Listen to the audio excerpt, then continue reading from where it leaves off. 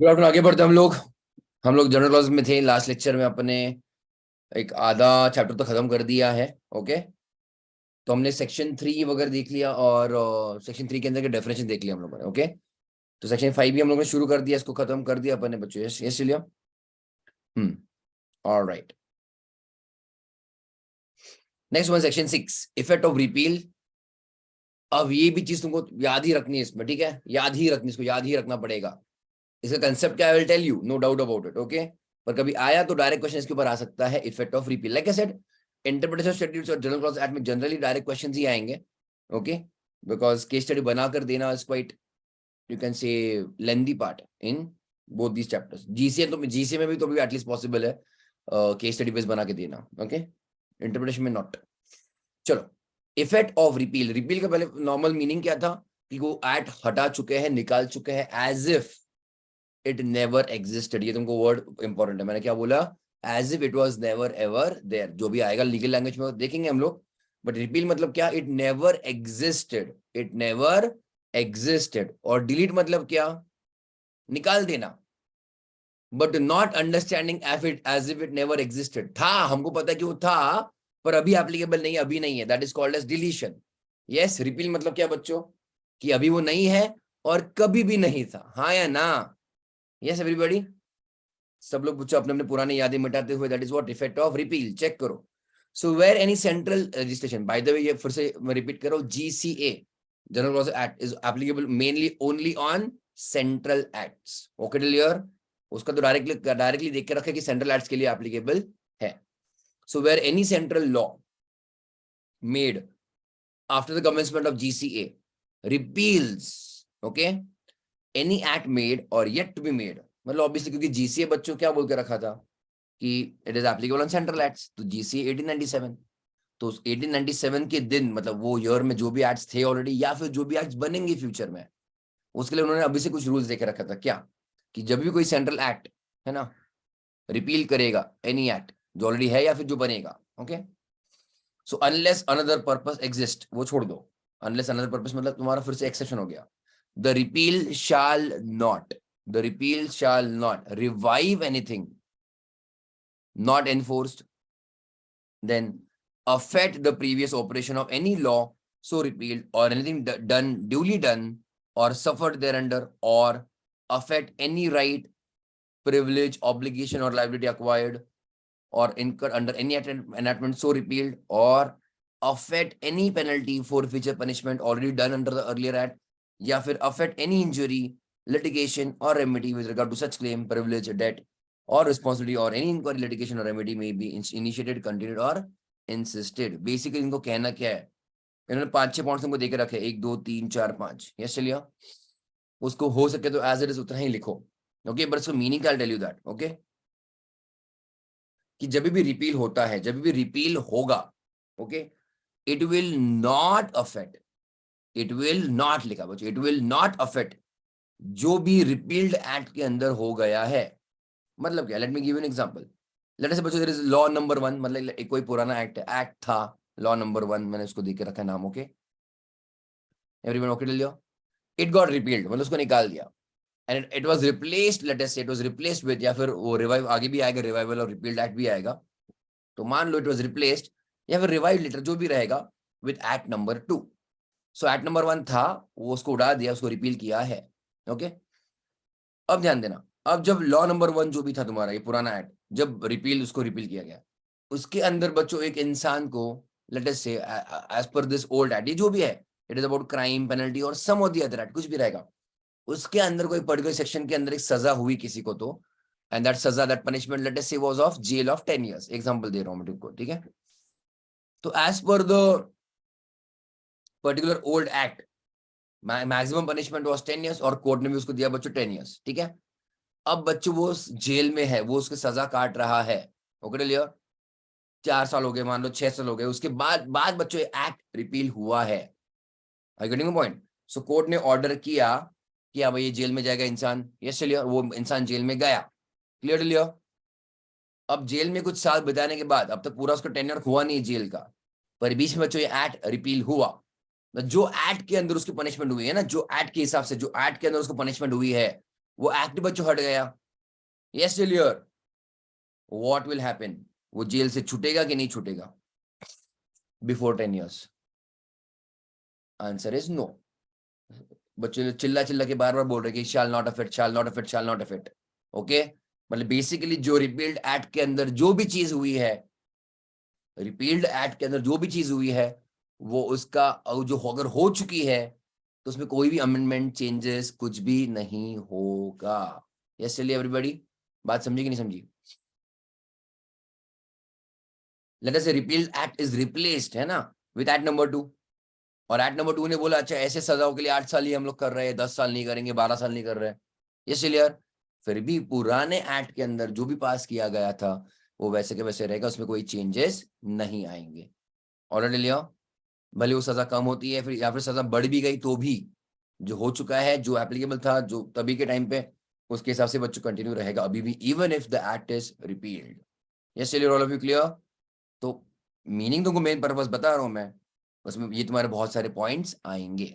Okay, it will not revive anything not enforced or affect the previous operation of any operation, मतलब कुछ भी काम किया तुमने उसके अंदर, कोई भी जजमेंट पास किया, कोई भी ऑर्डर पास किया है, कोई भी राइट किसी को दिया है, किसी को पेनल्टी दिया है बच्चों, या फिर एनी कुछ इंक्वायरी और लिटिगेशन या फिर कुछ दिया रहेगा किसी का चल रहा था पुराने एक्ट के अंदर, वो जो भी चल रहा था वो वैसे ही लीगल माना जाएगा। इट विल नॉट बी, तो बोलते कंप्लीटली मतलब एब्सॉल्व्ड कि वो कि उसका इफेक्ट फटाफट बंद कर दो, ऐसा नहीं रहेगा, जो हो चुका है वो जिंदा रहेगा। Okay everybody? अब इसमें एक क्वेश्चन आता है, बहुत फालतू का क्वेश्चन है, तो इसलिए मैंने यहाँ पे हाईलाइट करके स्टार मार्क करके रखा। चेक करो बच्चों क्या लिखा है। इन सो एंड सो, ये वाला ट्रस्ट वाला केस। ओके बच्चों, ट्रस्ट वाला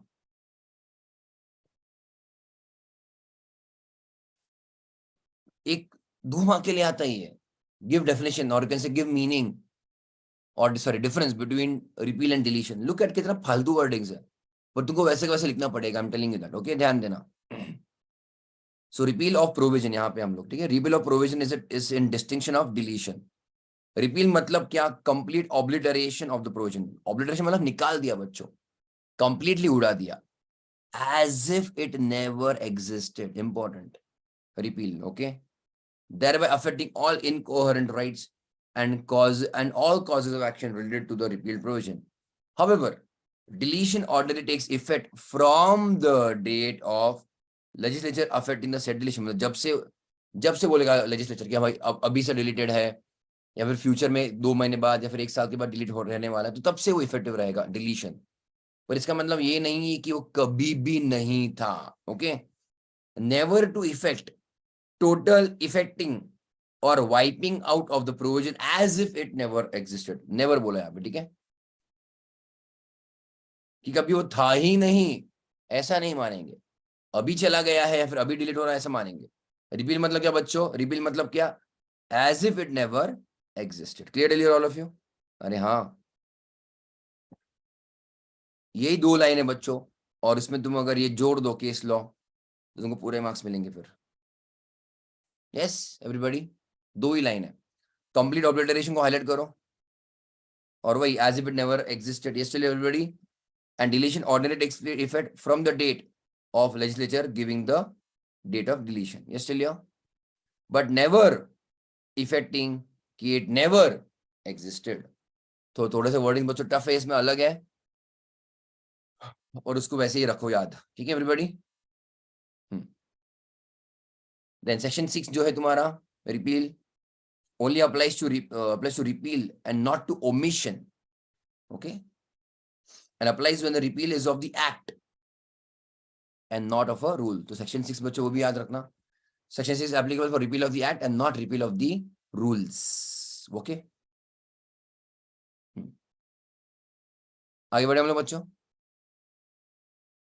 रिवाइवल ऑफ रिपील्ड एनैक्टमेंट्स, ऐसा भी हो सकता है ना, रिवाइवल ऑफ रिपील्ड एनैक्टमेंट्स। तो उसमें एक ही आई थिंक एक ही पॉइंट है यहाँ पे इंपॉर्टेंट, कि तुमको पर्पस बताना पड़ेगा कि वो क्यों रिवाइव हुआ है, उतना ही है। चेक करो 7 section 1 section 7(1) in any central act or regulation made after the commencement of this act, it shall be necessary for the purpose of reviving either fully or partly any act wholly or partly repealed, जो already repeal हो चुका था, express to state that purpose, purpose कौन सा purpose, purpose of reviving, okay, वो तुमको बताना पड़ेगा रिवाइव करने के लिए, okay everybody. In simple language, in other words, to revive a repeal statute it is necessary to state an intention to do so, कि तुम उसको क्यों रिवाइव कर रहे हो। Understood all of you? उतना ही है, समझा? आगे बढ़ू मैं? चलो, कंस्ट्रक्शन, देखो भाई जिधर भी वर्ड आएगा कंस्ट्रक्शन, यू कैन फिलहाल temporarily replace it with interpretation. तो कंस्ट्रक्शन मतलब एज गुड एज व्हाट बच्चों, इंटरप्रिटेशन, ओके अमन? हाँ, आगे बढ़े हम लोग। So construction of references to repeat enactments, ये तुमको मैं ऑलरेडी थोड़ा बता चुका हूँ, आई थिंक इंटरप्रिटेशन में था या जीसी में हम लोगों ने देख लिया था, कि अगर मान लो इनकम टैक्स बच्चों कहता है, income tax act talks about book profit of companies act, या फिर कंपनी, या फिर book profit as per calculated by companies act 1956, अगर ऐसा इनकम टैक्स ने कहा, पर now companies act 1956 is repealed with और रिप्लेस विद 2013, हाँ है ना? ये समझा ऊपर से गया?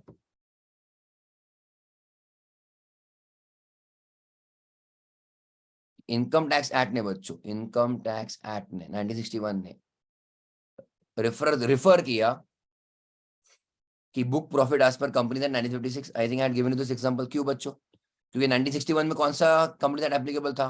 1961 में कौन सा कंपनी एक्ट अवेलेबल था, एप्लीकेबल था? 1956, है ना? पर हमने अभी अभी क्या इनकम टैक्स एक्ट को उड़ा दिया कि नहीं उड़ाया, है ना?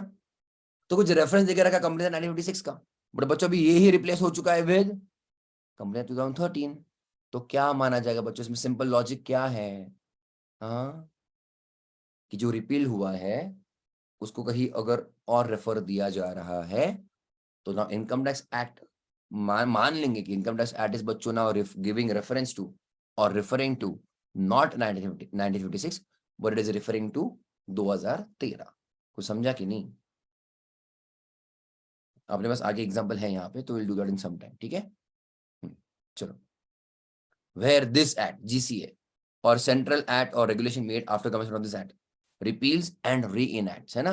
repeals and reenacts with or without modification any provision of a former law, पुराना, then the references in any other law or in any other document to the provision so repealed shall be understood as references to the provision so reenacted। मार डाला और जिंदा किया, yes till here? तो बाकी जो भी एक्ट्स या फिर डॉक्यूमेंट्स है वो रेफर कर रहे थे कोई चीज को, और वो चीज को बच्चों मार दिया है, चीज मतलब कोई सेक्शन है या फिर एक्ट है, रिपील कर दिया, और रिपील के बाद उसको रिवाइव भी किया है, तो क्या माना जाएगा? बाकी सभी एक्ट्स और डॉक्यूमेंट्स किसको अभी रेफर कर रहे हैं? रिवाइव्ड, रिवाइव मतलब जिसको लाया है फिर से, उसको बच्चों रेफर कर रहा है, ऐसा माना जाएगा। तो 1956 was repealed and you can say repealing, ये repealed माना जाएगा, ठीक है? there is a word for that, क्या बोलते इसको, ये रिपील्ड हो गया, ये वाला, और this is called as repealing act, मतलब कौन किसको उड़ा रहा है, ओके एवरीबॉडी? सो 2013 वाला बच्चों पर विल बी रिपीलिंग, तो ऑब्वियसली 1956 को उड़ा दिया है और रिवाइव करके बच्चों 2013 लाया गया है, तो अब इनकम टैक्स एक्ट किसको रिफर करेगा माना जाएगा? 2013 को। फटाफट एक एग्जांपल करते चलो, ready? In section 115 JB MAT वाला आता, तुम्हारा सिलेबस में नहीं है, तुम्हारे सिलेबस में जेसी है, एएमटी है, मिनिमम ऑर्डर टैक्स, तो जेबी इज बच्चों MAT, minimum order tax, okay?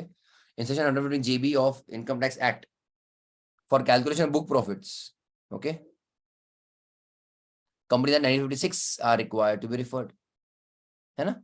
उसका हिसाब से शेड्यूल शेड्यूल प्रॉफिट वगैरह, बट बिकॉज 2013 आया, the corresponding change has not been done in income tax act, समझा क्या? But on referring to section 8 of GCA book profit बच्चों will be calculated now as per companies act, समझा ना बच्चों? I think clear cut example है, 3 बार वही चीज हो गया अपना रिपीट, ओके? अपन जाए, अरे बोलो हाँ। सेक्शन 9 के ऊपर ऑफ जीसीए बच्चों क्वेश्चन आता है,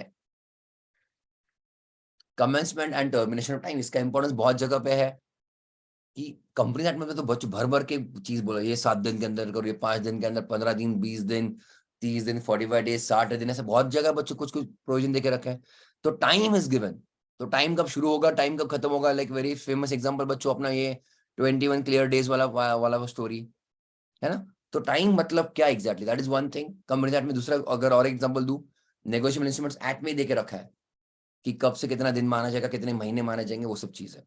yes all of you, yes. तो वही चीज है, तुमको करना क्या है यहाँ पे सेक्शन 9 में, क्या तुमको याद रखना है, अगर फ्रॉम है तो एक्सक्लूड द डे, ओके, और अगर टू लिखा है तो include that particular day, okay.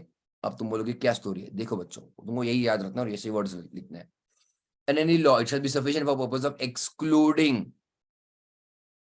the first in the series of days or any other period of time to use the word from, okay. तो exclude first day, अगर to लिखा तो include last day,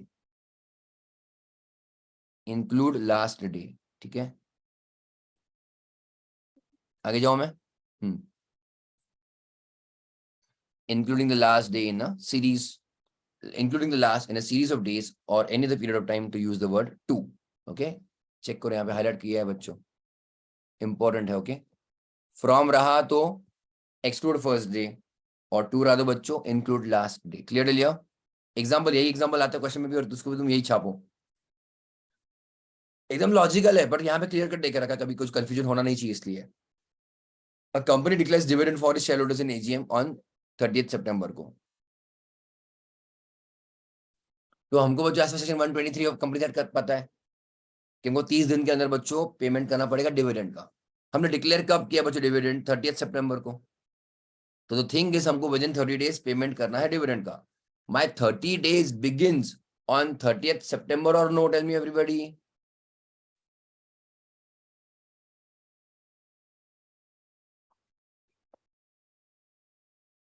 correct, my 30 days बच्चों does not begin on 30th September। Clear, क्योंकि मेरे पास पूरे 30 दिन होने चाहिए, मैं तुमको बहुत बहुत बार बोलता था। और अगर 30th सितंबर को अगर बच्चों डिक्लेयर किया है तो 30th सितंबर मेरे पास फुल डे अवेलेबल नहीं है। My 30 days will start from 1st October, इसलिए जैसे मैंने डिक्लेयर किया है वो मेरा फर्स्ट डे बच्चों हम एक्सक्लूड करेंगे। तो मेरा टाइम आएगा 1st October से चालू होगा, और जो 30th डे आएगा, that is 30th October in this example, वो इंक्लूड होगा फॉर कैलकुलेशन। हाँ या ना everybody, so check. Companies record to pay dividend with 30 days from the date of, ये लॉ है ना, from the date of declaration. तो मेरा डेट ऑफ डिक्लेरेशन 30 सितंबर, तो उसको हम एक्सक्लूड करेंगे बच्चों, हाँ या ना। तो मेरा टाइम आएगा 1st October से लेके 30th October तक। ये चलिए हुआ। So commencement and termination of time, one क्या हो रहा है,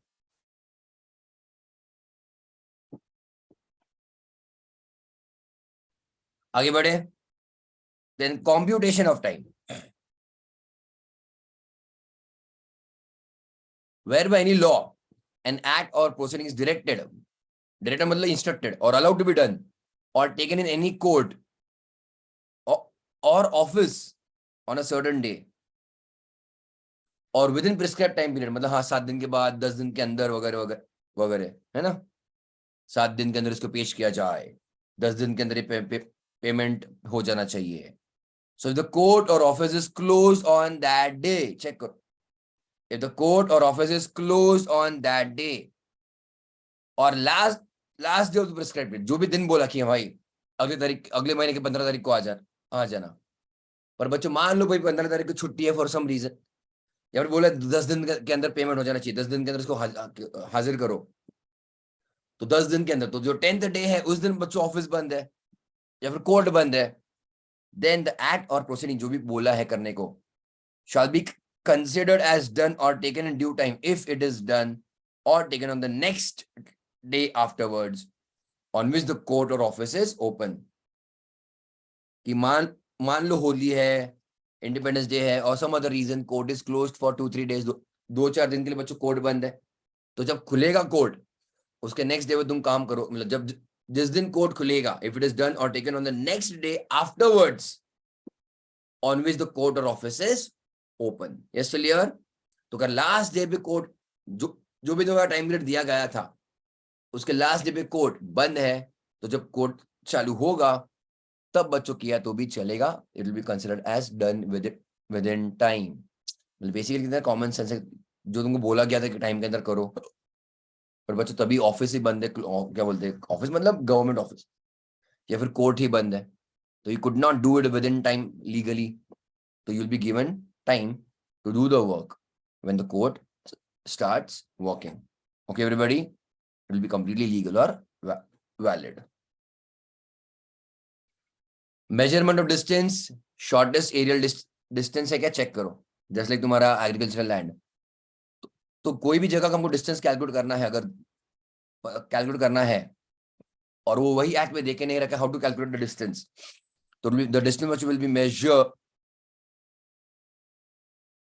in a straight line on a horizontal plane। मतलब हम बच्चों, हम जैसे स्कूल में करते थे ग्राफ के ऊपर, ग्राफ पेपर वाला, हाँ है ना, ग्राफ मतलब कौन सा, मैप वाला, मैप का पेपर, स्केल वेल लगा के, सेम। तो वैसे देखा जाए तो तुम्हारा सेम ही आएगा, एरियल डिस्टेंस वाला, है ना। बट लिखते हुए क्या लिखना है, measured by a straight line, straight line, mountains वाउंटेन दरिया बिरिया नहीं करना है बच्चों कैलकुलेट, हाँ है ना, स्ट्रेट लाइन, तो भले बीच में माउंटेन्स रहेगा तो भी छोड़ो, understood. So measured in a straight line on a horizontal plane. Already, all of you? Then, duty to be taken pro rata in enactments. Whereby any enactment now in force or जो भी रहेगा, any duty of customs or excise or in nature thereof, मतलब वही tax वाले amounts, is leviable on any given quantity by weight, measure or value of any goods or merchandise। बराबर excess बच्चों is on production as per quantity, custom बच्चों is also dependent on value, कितने value का तुम सामान लेके आ रहे हो वगैरह वगैरह, है ना। then same type of tax amount will be applicable, same rate basically, अगर quantity कम है या फिर quantity ज्यादा है। then like duty, the similar duty is leviable according to same rate on a greater or lesser quantity। pro rata means बच्चों proportionate, pro rata means क्या मतलब, proportion। Example बच्चों मान लो, अगर एग्जाम्पल दे रहा हूँ ठीक है, कि तुमने 1 रुपए का 1 किलो का कुछ सामान लाया इंडिया में, या फिर 1 किलो का तुमने कुछ सामान प्रोड्यूस किया, and you are liable to pay some excise duty और कस्टम्स ₹50 पर केजी, है ना। वो कल परसों से है, आई एम ट्राइंग टू, मेरे को दोपहर में रुक गया था, वो फिर से चालू हो गया, बीच में चालू हो गया। When I start talking it starts, when I start eating वो चला जाता है हिकअप्स। एनीवेज, तो 1 किलो के पीछे बच्चों ₹50 का ड्यूटी, हाँ या ना। तो 1.5 किलो रहेगा तो कितना आएगा, 75। Yes clear. और आधा किलो रहेगा तो बच्चों ₹25। Yes clear.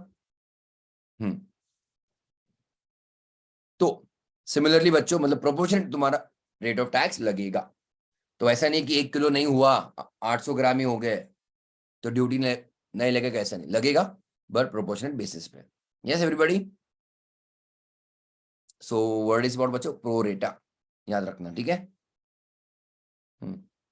ये टाइम पास था।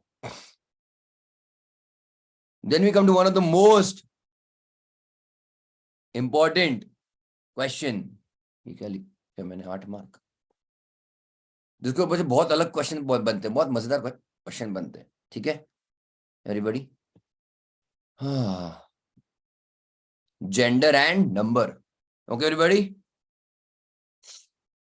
जेंडर एंड नंबर बहुत अच्छे एग्जाम्पल इसमें, और आते क्वेश्चन इसके ऊपर, इसलिए बार बार कहते हो बच्चों, he includes she but she doesn't include he. Okay everybody, he includes she, he में शी है पर शी में ही नहीं है। ओके एवरीबॉडी, क्यों ऐसा, हम देखेंगे बच्चों। Look at the wordings. in all laws and regulations, words importing मतलब जो भी वर्ड्स है उसमें अगर लिखा गया है masculine gender, it shall be taken to include females. Yes, clear. And words in singular shall be taken as includes plural and vice versa. अब very important बच्चों, अगर वन मैंगो लिखा है, एग्जाम्पल दे रहा हूं, one company, it will include many companies. और अगर companies दिया है तो इट विल आल्सो इंक्लूड बच्चों कंपनी. कुछ समझा क्या नहीं समझा? Company, companies, companies, company. समझा? एकता में विविधता. ओके, यस, उल्टा हो गया. हाँ, ठीक है. सो वर्ड्स इन सिंगुलर बच्चों shall include plural and vice versa. तो सिंगुलर विल, अगर वर्ड सिंगुलर तो प्लूरल भी माना जाएगा, और अगर बच्चों वर्ड प्लूरल है तो सिंगुलर भी माना जाएगा.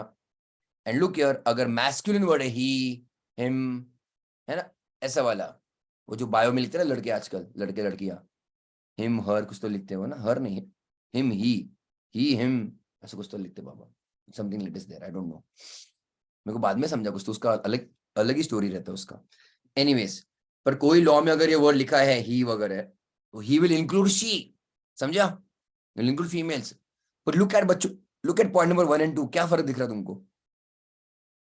1 और 2 जो पॉइंटर है यहाँ पे सेक्शन 13 के अंदर, 1 में बच्चों वाइस वर्सा नहीं लिखा है. हाँ है ना? ओह गॉड. सो ही में शी है पर शी में ही नहीं है. हाँ है ना? सिंगुलर में प्लूरल बच्चों, प्लूरल में सिंगुलर है, बट ही में शी है पर शी में ही नहीं है. So male includes female but female doesn't include male. Singular includes plural, plural include singular. ये प्लीज फटाफट लिख लो, फटाफट लिख लो बच्चों कहीं पे. तो that time, till that time I'll hold my breath and try to do away with this hiccup. Oh god. तो सेक्शन 13 के ऊपर से डायरेक्टली इनडायरेक्टली बहुत क्वेश्चन पूछे गए हैं.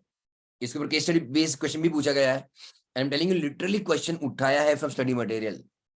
ओके, नो, May 22 के एग्जाम में था शायद वो question. I tell you. Okay, check करो.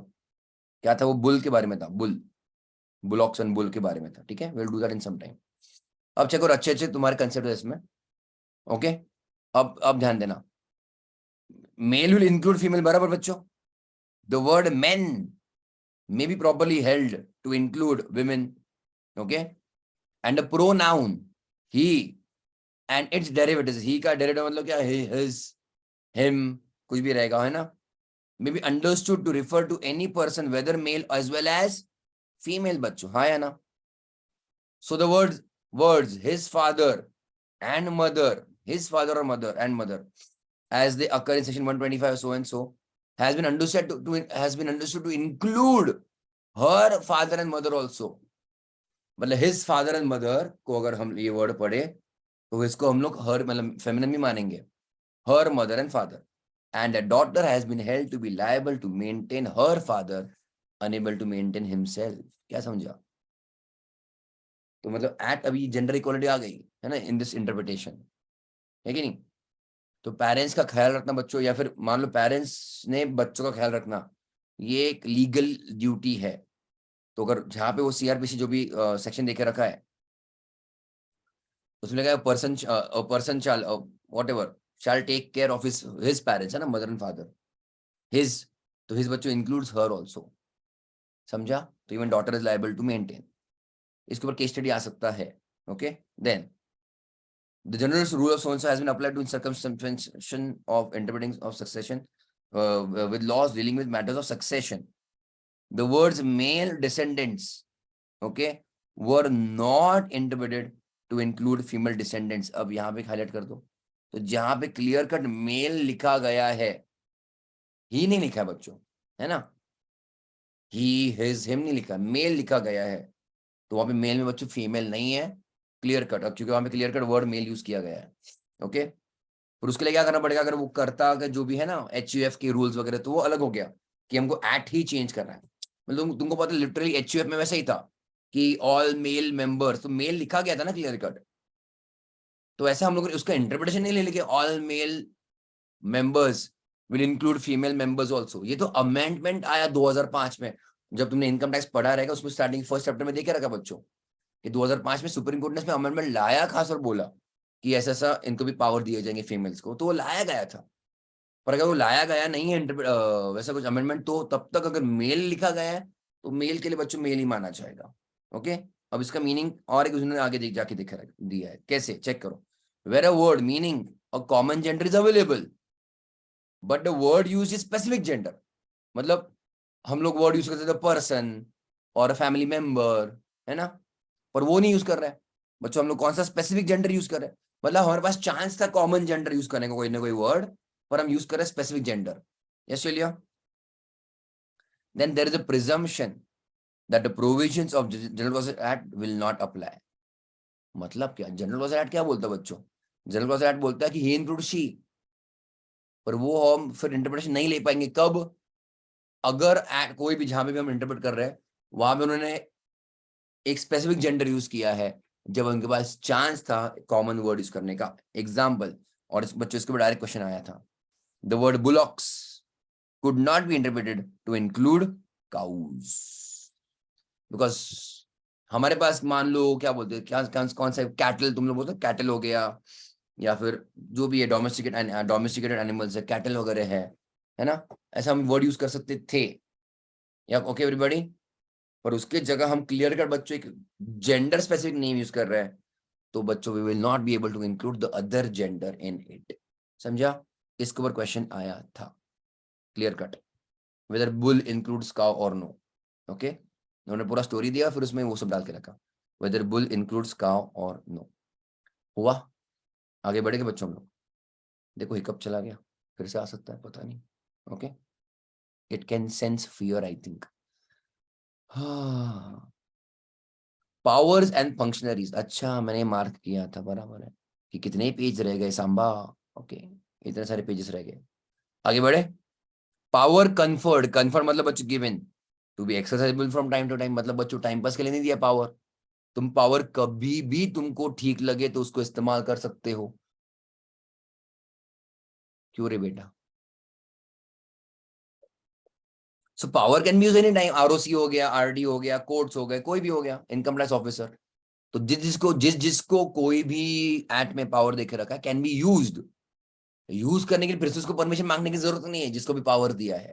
कुछ बात समझी क्या, जिसको पावर दिया है उसको फिर से परमिशन लेने की जरूरत नहीं है कि मैं पावर यूज करूं क्या। भाई पुलिस वाले हो, तुमको अगर गन दिया है तो you can use it as the situation demands, है ना, जब जरूरत पड़ेगी तो इसको इस्तेमाल करना है। तुम पूछते रहो जाओगे मैं गोली चलाओगे तब तक बच्चों कुछ हो जाएगा तो कैसे चलेगा, है ना। रुको मैं पहले फोन करके आता हूँ। वो तुम्हारा मुन्ना भाई का वैसे सीन था ना बच्चों, कोई इंसान मर रहा है हॉस्पिटल के दरवाजे, तो उसको फॉर्म भरना जरूरी है क्या, है ना। So whereby any law, any power is given, okay, then obviously common sense that power may be exercised from time to time as the occasion requires. Yes, still here. कुछ भी बोलते हैं ना ये लोग, ये भी समझने वाली बात नहीं है, ऑब्वियसली समझने वाली बात, बट देना पड़ता है बच्चों, लॉ को क्लियर रहना जरूरी है। आगे बढ़े अपन, power to appoint, to include power to appoint ex officio. हम्म, नहीं वो एग्जांपल था क्या, तो पैराशूट में वो प्लेन से जंप मारते हैं और फिर सब लोग पढ़ते रहते हैं हाउ टू ओपन पैराशूट, है ना, वैसे वाली बात हो गई, है ना। हाँ हाँ, okay, where by any law a power to appoint any person to fill any office or execute any function is given, तो किसी को पावर दिया है कि आप अपॉइंट कर सकते हो। ओके, पावर देखे रखा अपॉइंट करना, मतलब फॉर एग्जाम्पल बच्चों मान लो डिपार्टमेंट ऑफ रेवेन्यू ने, है ना, सीबीडीटी को पावर दिया कि you can appoint commissioner, clear, you can appoint commissioner of income tax. Okay, so the power is given that any such appointment may be made by name or by virtue of, by virtue मतलब because of office. Okay, इसका meaning क्या है, ex officio is a Latin word which means by because of one's position or office. Provision under the section states that where there is a power to appoint a person, तो person को हम appoint कर सकते हैं या फिर ex officio भी appoint कर सकते हैं। मतलब क्या, just try to understand, I give you simple example अगर तुमको पता रहेगा तो।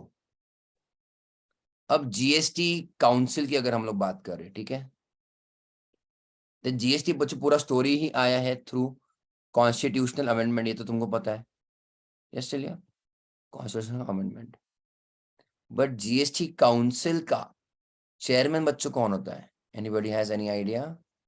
तुम्हारे सिलेबस में है नालायक, इसलिए पूछ रहा मैं थोड़ा सा। एनीबॉडी? Very good Akshata. कौन सा फाइनेंस मिनिस्टर पर? Union finance minister, not state वाले, है ना? Good, union finance minister.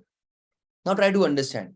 अब chairman is also an appointment, है ना, कि भाई ये आप चेयरमैन हो। तो मैंने मान लो अमन को यहाँ पे चेयरमैन बनाया, तो अमन को चेयरमैन बनाया एज अ पर्सन, मतलब स्पेसिफिकली मैंने उसका नाम लेके अपॉइंट किया, दैट इज वहां पे लिए इधर बाय नेम। पर मैंने बोला नहीं नहीं नहीं, अपने क्लास का या फिर अपने कमिटी का चेयरमैन वो जो हाईएस्ट रैंक रहेगा, या फिर जिसका सीए फाउंडेशन में इतना स्कोर था, जो भी हाईएस्ट स्कोर था। तो ओवर देयर, अब ये जो मेरा सेकंड वाला केस एग्जांपल था कि मैं उसको अपॉइंट करूंगा जिसका हाईएस्ट स्कोर था फाउंडेशन में। ओके ना, अब ये वहां पे बच्चों मैं कोई नाम से अपॉइंट नहीं कर रहा हूँ। Okay, but I am appointing as per its status. Okay, या फिर कुछ रिकग्निशन। ओके, तो यहाँ पे भी जो है निर्मला सीतारमन को बच्चों स्पेसिफिकली नाम से जीएसटी काउंसिल का चेयरमैन नहीं बनाया गया है। Now she is a chairman because she is holding an office. कुछ समझा क्या? And this office is made chairman of GST council. कुछ झेपा क्या नहीं झेपा? Everybody? So power to appoint includes power to appoint an office. Okay? अब उसका बच्चों ex officio, इतना बार एक बात समझो, पावर टू अपॉइंट तो कोई लॉ नहीं बच्चों किसी को पावर दिख रहा कि आप अपॉइंट कर सकते हो। अब मान लो नाफरा है, आईईपीएफ, ये सब याद आ रहा है, नाफरा, आईईपीएफ, उसमें बच्चों अपॉइंटमेंट कौन करता है? गवर्नमेंट करता है, हाँ है ना? इसलिए एवरीबडी, तो स्पेसिफिकली किसी के नाम से ऑर्डर पास किया कि आपको चुना जाता है एज चेयरमैन वेयरमैन जो भी है, तो that is appointment by name. ये समझा? Appointment by name. But you can also appoint, check करो, or by virtue of office, है ना, ex officio, by virtue of office. मतलब you are appointing somebody holding an office, you are appointing somebody holding an office. Okay, तो check करो मतलब क्या? Again I am repeating, GST council का chairman is not Nirmala Sitharaman because she is specifically appointed. ऐसा उसको खास उनके पास ऑर्डर नहीं पास किया कि आपको हम चुनते हैं पूरे भारत में से as chairman of GST council. No, GST council का chairman is always union finance minister. तो अपॉइंटमेंट बच्चों किसको किया गया? नाम से किया, किसी पर्सन के नाम से किया गया है या कोई पर्सन के डेजिग्नेशन ऑफिस से किया गया बच्चों? वो बच्चों अपॉइंटमेंट हुआ है किसी के डेजिग्नेशन ऑफिस के स्टेटस की वजह से। समझा क्या अभी निधि? तो वैसा भी अपॉइंटमेंट अलाउड है कि तुम बच्चों कोई ऑफिस को अपॉइंट कर रहे हो। Okay, another example, one more example I try to give you, कि गवर्नमेंट कंपनी में मैंने बताया था, है ना, गवर्नमेंट कंपनी में सेंट्रल गवर्नमेंट कंपनी, मान लो सेंट्रल गवर्नमेंट कंपनी, मतलब central government is holding majority of the shares, है ना? तो मैंने शायद ये पूछा था फिर एक्चुअली शेयर्स कौन होल्ड करता है अगर सेंट्रल गवर्नमेंट कंपनी है तो? द शेयर्स आर बच्चों held by president of India. Okay everybody, but जो शेयर सर्टिफिकेट है उसके प्रेसिडेंट सर या मैडम का नाम, पर्सनल नाम नहीं आता बच्चों, बिकॉज तुमने वो शेयर्स किसके नाम से लिए या फिर दिए है? प्रेसिडेंट के नाम से। प्रेसिडेंट के नाम से मतलब president is a designation, is not a person ना। प्रेसिडेंट ये जो टर्म है, it is not a person, person it is a designation. समझ रहे हो? कल जाके मेल फीमेल को भी बैठेगा बच्चों उसके ऊपर। सो पावर अथॉरिटी रिकग्निशन बच्चों डेजिग्नेशन को है। समझा कि नहीं समझा? तो तुम बच्चों कोई ऑफिस को अपॉइंट कर सकते हो कोई भी जगह पे। ओके, फिर वो ऑफिस पर जो बैठा है वो भाई काम करेगा, है ना बच्चों? क्लियर लियो? आगे जाए हम लोग। देन वही चीज, power to appoint also includes, very important, power to suspend और डिसमिस। इंपॉर्टेंट, अगर तुम्हें पावर दिया था किसी को अपॉइंट करने का तो उसमें आप माना जाएगा, डीम्ड, कि तुम्हारे पास पावर है किसी को डिसमिस करने का भी, सस्पेंड करने का भी। Okay, the authority having for time being power to make appointment shall also have power to suspend or dismiss any person appointed whether by itself or any other authority in exercise of that power, in exercise of that power. Okay, ये तुम्हें ऊपर से गया क्या? Okay, I will give you an example, मस्त example यहाँ पे आगे दिखे रखा है जिन्होंने बच्चों, एक्चुअली एग्जांपल कहीं और है, उसका मीनिंग कहीं और है।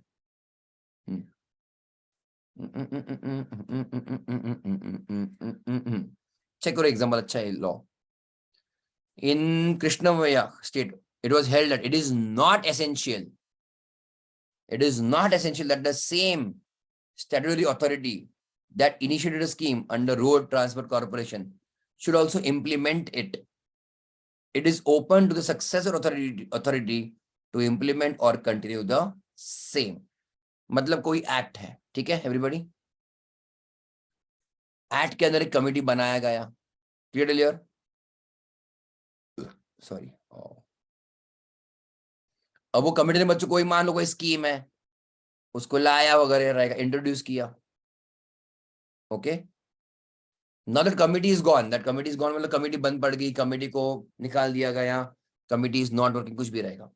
अब वही एक्ट के अंदर बच्चों कोई नई कमिटी बनी है, तो नई कमिटी बच्चों कंटिन्यू कर सकती है या फिर निकाल सकती है all the work done by the earlier committee. अब ये क्यों? बिकॉज पुरानी कमिटी और नई कमिटी बच्चों दोनों को पावर मिल रहा है थ्रू सेम एक्ट, अभी बच्चों कितनी बार ऐसा तो होता है ना, अभी तो कितनी बार रेगुलरली हो रहा था तुम्हारे महाराष्ट्र गवर्नमेंट में या फिर कोई भी गवर्नमेंट में, कि स्टेट गवर्नमेंट तो है बट रूलिंग पार्टी बच्चों चेंज हो रही है, बात समझ रहे हो क्या? और फिर से वही झगड़ा, जैसे कोई नया रूलिंग पार्टी आए कोई स्टेट में, पुराने पार्टी ने जो किया उसको बंद बंद बंद कर दो फटाफट, अपने कुछ तो नया चालू करो। कुछ समझ रहे कि नहीं? वो तुम्हारा मुंबई वाला एग्जाम हुआ था ना, रेलवे शेड का, कुछ तो मेट्रो रेलवे शेड कुछ तो है ना, तो एक गवर्नमेंट ने बोला नहीं इसको, आरे फॉरेस्ट वाला कि नहीं डिफॉरेस्टेशन नहीं करने का, फॉरेस्ट में तुम नहीं कर सकते हो, फिर वो गवर्नमेंट गिर गया, दूसरे गवर्नमेंट ने नहीं करने का। तो बेसिकली दोनों को पावर अंडर एक ही एक्ट, फिर एक ही लॉ से आ रहा है पावर, ओके। तो जो लोग काम कर रहे हैं वो बदले, तो भी बच्चों दोनों के पावर, मतलब क्या बोलते हैं, नया जो कमिटी है इट कैन इधर कंटिन्यू और डिसकंटिन्यू और अपॉइंट और remove anything done by the earlier committee. Okay everybody, हुआ? आगे बढ़े हम लोग बच्चों। देन सब्स्टिट्यूशन ऑफ फंक्शनरीज, आगे बढ़ते हैं। In any central act, okay, it shall be sufficient for the purpose of indicating the application law to every person or number of persons for timing in force executing the function of an office to mention official title, कुछ खास काम का नहीं, to mention official title of the officer at present executing the functions, उसका नाम नहीं लिखा तो भी चलेगा, उसका जो भी डेजिग्नेशन है वो लिखा तो भी चलेगा, कोई भी लीगल डॉक्यूमेंट या फिर काम या फिर किधर भी मेंशन करना रहा तो, or that of the officer by whom the functions are commonly executed. Yes, तो डेजिग्नेशन अगर यूज किया तो भी चलेगा और अगर नाम यूज किया तो भी चलेगा, पर डेजिग्नेशन से भी तुम्हारा काम हो जाएगा। आगे बढ़े हम लोग बच्चों। Successors in any central act, okay, it shall be sufficient for the purpose of indicating the relation of a law to the successors of any functionaries or of corporations having perpetual succession to express its relation to the functionaries or corporation। किसको दिया बच्चों? indicating of a law of indicating the relation of a law to the successor of any functionaries or of any corporation। I think इसका एक example दिया था,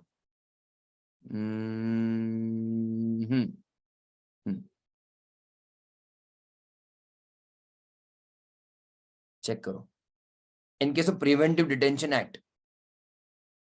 where there is a change in the advisory board, okay, after service of detention order, the new advisory board can consider the case pending before the earlier board। मतलब फिर से वही बात हो गई, एक एक्ट है, एक्ट के अंदर बच्चों तुमने फिर से कमेटी बनाई बोर्ड, अब वो बोर्ड ने जो भी ऑर्डर पास किया वो छूट गया, उसके बाद एक नया छूट गया मतलब हो गया उनका काम, उसके बाद एक नया बोर्ड या फिर कमेटी बनाया है, द नया बोर्ड या फिर committee can continue whatever was pending in front of the earlier board। okay everybody, because see भाई दोनों को सेम एक्ट के अंदर से ही पावर आ रहा है, तो पुराना बोर्ड चला गया, बट बच्चों board is like a perpetual succession, उसके लोग चले गए रहेंगे ना, नया बोर्ड बन सकता है। ओके, तो नया बोर्ड ने जो काम किया वो लीगल माना जाएगा।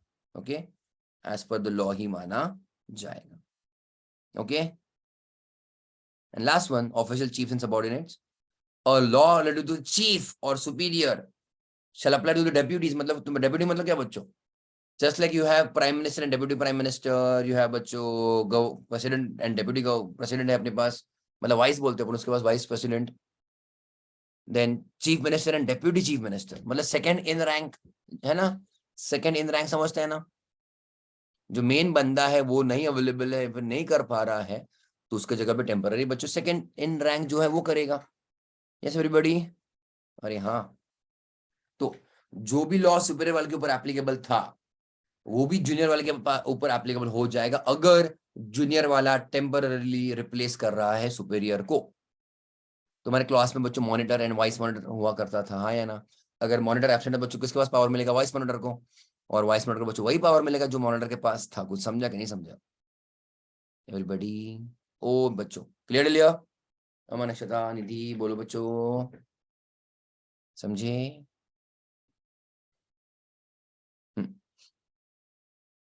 तो shall apply to deputies or subordinates lawfully performing the duties of that office in the place of their superior, to prescribe the duty of the superior.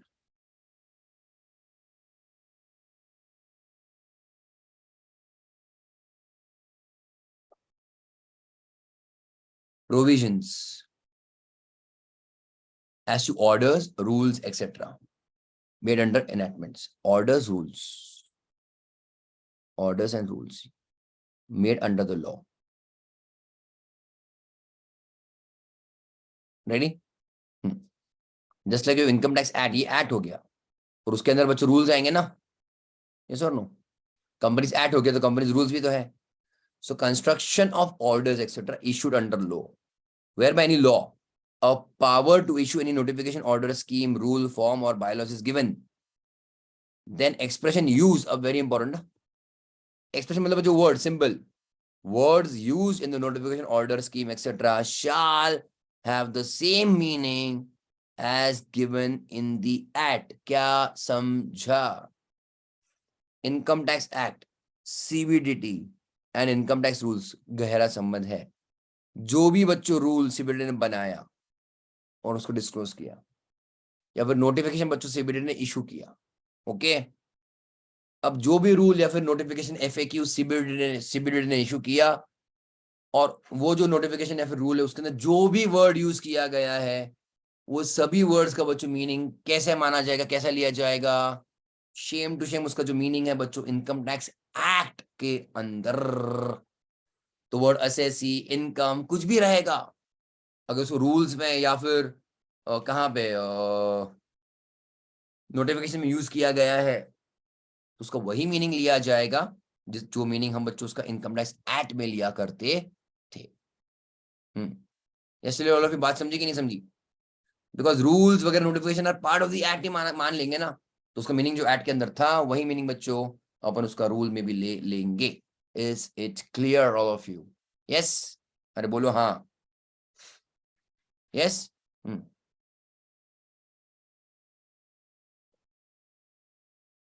Power to issue includes power to add, amend, vary, मतलब change, rescind orders, rules and bylaws। मतलब फिर से वही चीज, अगर मैं CBDT का example दूं बच्चों, सीबीडीटी को पावर देके रखा है कि नहीं नोटिफिकेशन ऑर्डर्स पास करवाने का, हाँ है ना? तो सीबीडीटी को अगर पावर दिया इशू करवाने का, तो उनको पावर भी है बच्चों कुछ भी चेंजेस करवाने का इन द नोटिफिकेशन रूल्स वगैरह जो उन्होंने रिलीज किए हैं। Okay, so a power to issue notifications is given, अगर किसी को, दैट पावर बच्चों also includes to add, amend, vary, rescind any of the rules or bylaws orders already issued. Yes, Elio?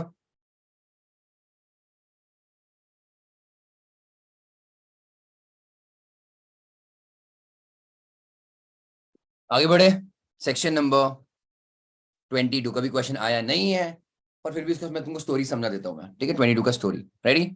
Making of rules और bylaws and issuing of orders. Between, किसके बीच में, passing and commencement of an act. अब पहली बात दूसरी समझो कि पासिंग और कमेंसमेंट का फर्क क्या है। ऑफ एन एक्ट, एनएक्टमेंट मतलब एक्ट, कि लॉ पास हुआ है पर अब तक एप्लीकेबल नहीं, तो मतलब क्या, वो पास हुआ है, और जब से वो क्या बोलते हैं उसको एप्लीकेबल हो जाएगा, इन फोर्स आ जाएगा, तो माना जाएगा कमेंसमेंट। कुछ समझा एवरीबॉडी? मतलब जब अप्रूव हुआ प्रेसिडेंट से बट इज एप्लीकेबल बच्चों को फ्यूचर डेट से, तो दोनों में गैप रहेगा।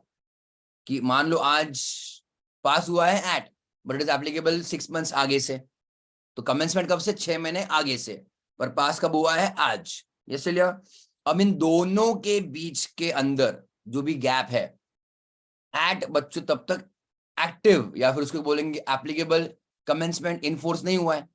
तो ये टाइम के अंदर, okay, the time between passing and commencement के अंदर कोई भी rules, bylaws, order pass हुए, अगर पास हुए मतलब क्रिएट किए गए, तो उनका क्या होगा। तो ये टाइम के अंदर कोई भी अपॉइंटमेंट्स रहेंगे, अपॉइंटमेंट्स वगैरह, that all will be legal appointments. But सभी को अथॉरिटी, ड्यूटी, पावर कब से मिलेगा, द डेट फ्रॉम कमेंसमेंट। मतलब उनके, मतलब द पॉइंट इज, दोनों टाइम पीरियड के बीच में, कौन सा, अप्रूवल और कमेंसमेंट के बीच में तुम बहुत सारी चीजें कर सकते हो, बट उसका इफेक्ट कब से आएगा, इफेक्टिव कब से माना जाएगा वो, only from the date of commencement. Check करो, वेयर बाय एनी, फिर से सेंट्रल एक्ट वगैरह, which does not come into force immediately, ठीक है, अब तक इमीडिएटली पास एप्लीकेबल नहीं हुआ, okay, on passing thereof, a power is given to make rules और बायलॉस। फिर से वही एग्जांपल समझना ना, एमसीए का या फिर सीबीडीटी का, कि उनको पावर देके रखे, तो रूल्स, ऑर्डर्स, नोटिफिकेशन वगैरह कर सकते हो, है ना, और to issue orders with respect to the application of the act, मतलब एक्ट को यूज करने के लिए, एक्ट को अप्लाई करने के लिए, और with respect to establishment of any court. Again if I give you some example बच्चों, यहाँ पे कंपनीज एक्ट में अपने पास ट्रिब्यूनल है, इनकम टैक्स में ट्रिब्यूनल है, जीएसटी में बच्चों ट्रिब्यूनल आता है, so there is something called as NCLT, okay, NCLT. तो तुम ये सब चीजें कर सकते हो, ओके, अपॉइंटमेंट ऑफ जज या फिर ऑफिसर, ओके एवरीबॉडी, अपॉइंटमेंट कर सकते हो, बट पावर में भी एक्सरसाइज, जो भी कोर्ट है, ऑफिसर है, तुमने जिसको भी अपॉइंट किया, असेसिंग ऑफिसर को जिसको भी अपॉइंट किया बीच में, then power may be exercised at any time after passing of the act, okay, or regulation, okay, but the rules, bylaws or orders so made or issued shall not take effect till the commencement of the act or regulations, okay। तुम वो power का इस्तेमाल कर सकते हैं। Power का इस्तेमाल किसके लिए बच्चों कर सकते हो, ऑफिसर को अपॉइंट करने के लिए, कोर्ट को अपॉइंट करने के लिए, इन चीजों के लिए हम उसको वो पावर यूज कर सकते हैं। बट जो भी रूल्स, बायलॉज, ऑर्डर्स हमने बनाए हैं, सो मेड और issued, shall not be effective till the commencement of the act। ध्यान देना, let me again give you an example। मान लो मैं कंपनी एक्ट की बात कर रहा हूं, चलेगा, 1 जनवरी, एग्जाम्पल दे रहा हूं मैं, कोई भी एक्ट मान लो 1 जनवरी 23 को बच्चों वो क्या बोलते हैं, पास हुआ है, चलेगा, बट विद इफेक्ट फ्रॉम, मान लो 1 जून 23। Yes everybody, alright. तो just for again for the sake of example बोल रहा हूं मैं, इसके बीच में, एमसीए या फिर कोई भी अथॉरिटी है, उन्होंने कोई ना कोई ऑर्डर या फिर नोटिफिकेशन पास की है, यस चलिए, पास, ओके, बट इफेक्टिव कब से माने जाएंगे, so they have the power to pass orders and notification, yes चलिए, बट वही ऑर्डर्स और नोटिफिकेशन कब से एप्लीकेबल माने जाएंगे, पास, ये बीच के अंदर पास कर सकते हैं, बट वो इफेक्टिव कब से माना जाएगा, वो भी जून से ही इफेक्टिव माने जाएंगे। सो पासिंग इज अलाउड, मतलब क्या, ट्राई टू अंडरस्टैंड, एक्ट शुरू होने के पहले भी इनको अलाउ कि तुम ऑर्डर्स पास कर सकते हो, बट उसका बच्चों को फायदा है कि कब से इफेक्टिव माना जाएगा, only from the date on which the act is commencing. मतलब क्या, rules can't start before the act, rules का पावर, पावर मतलब इफेक्टिवनेस, जो भी रूल्स है, ऑर्डर्स है, बाय लॉज नोटिफिकेशन, उन सभी का पावर कैनॉट, उसका सभी का effectiveness cannot start before the act has commenced, okay. तुम बना के रख सकते हो, उनको वही कहना, तुम बना कर रख सकते हो, तुम अप्रूव करवा के रख सकते हो, पर उनका इफेक्टिवनेस कब से चालू होगा, only when the act also starts, okay. Okay Nidhi, थोड़ा थोड़ा बोलो। तो ये क्यों देके रखा power? It is an enabling provision, enable करना, हेल्प करना। इट्स कंटेंट एंड पर्पस क्या है? To facilitate the making of rules, bylaws and orders before commencement of the act. अब मुझको बताओ बच्चों, सीबीडी ने रूल्स दिए कि नहीं? इनकम टैक्स रूल्स पार्लियामेंट ने रूल्स दिए क्या? Rules are given by regulatory authority. कुछ समझ रहा कि नहीं? मतलब मान लो एमसीए हो गया, सीबीडी हो गया, जो उसको रोज एग्जीक्यूट करवाने वाले लोग हैं, वो लोग रूल्स बनाते हैं। पार्लियामेंट का बच्चों मेन काम क्या है? एक्ट बना कर देना। अरे हाँ या ना? तो पार्लियामेंट ने एक्ट बना कर दिया, ओके, इफेक्ट तो थोड़ी देर के आगे है, बट उसके बीच में बच्चों क्या रहेगा? जो भी regulatory authority, for example MCA या फिर सीबीडी, ये टाइम के अंदर passing and commencement of the act के अंदर ये लोग अपने अपने रूल्स, ऑर्डर्स, बायलॉज, फॉर्म्स अगर बना के रख देंगे, so they are allowed to make them. But उसका इफेक्टिवनेस बच्चों कब से चालू होगा? Only from the date of commencement of the act. मतलब जब एक्ट चालू होगा तो ही बच्चों उनका भी रूल्स, रेगुलेशन, फॉर्म, बायलॉज का इफेक्टिवनेस मतलब एप्लीकेबिलिटी शुरू होगा। Rules can not start before the act. Okay all of you? अरे हाँ या ना?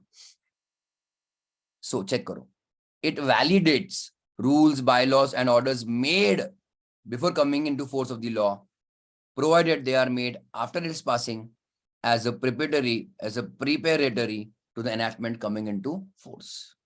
तैयारी करके रखना बच्चों, ये वाली बात हो गई। तुम्हारा स्कूल का एडमिशन हो गया, मान लो तुम नर्सरी में हो, तुम्हारा स्कूल का एडमिशन हो गया मार्च में, स्कूल कब चालू होगा? जून में, है ना? और मार्च और जून के बीच में तुम क्या करोगे? यूनिफॉर्म लोगे, स्टेशनरी लोगे, बाकी की चीजें लोगे, हाँ या ना? It is like that, understood? Will you start writing in the stationery? Uniform पहनोगे कि बच्चों स्कूल चालू होने के पहले? नहीं।